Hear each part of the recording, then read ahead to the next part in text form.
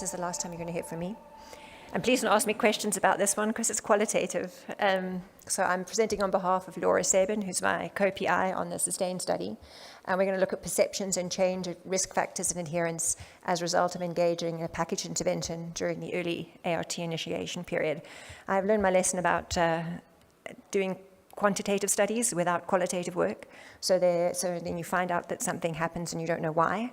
So these are part of our attempts to find out why things happen.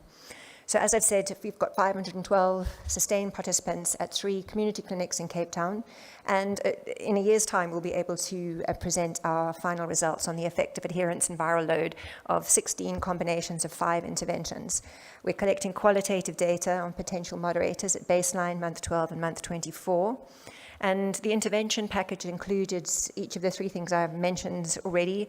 If someone has a raised viral load, we do an outreach to them. If they miss a visit or they have missed some doses, we reach out. And the interventions are either weekly check-in text messages or a peer support group with motivational interviewing counseling.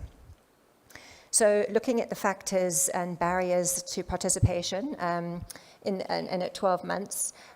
These are risk factors for poor adherence, and you can see that 74% of people scored positive for the risk factor depression, 59% for food insecurity, 44% for substance use, 30% with transportation issues, 22% with stigma experiences, and 22% with gender inequity.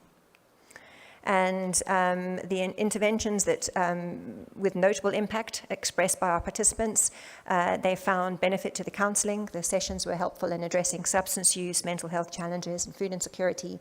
Counseling focused on strategies for substance use reduction and support.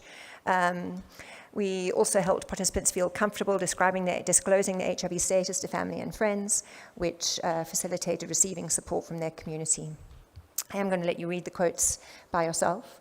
The WISE pill box is how we measured missed doses. That's the little box in the top on the right. And several participants spoke about how that assisted them with their ART adherence.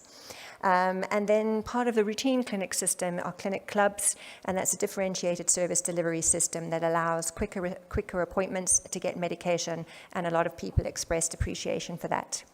So this one, please come and see our poster at 9:80, and I'll be somewhere in between. Thank you.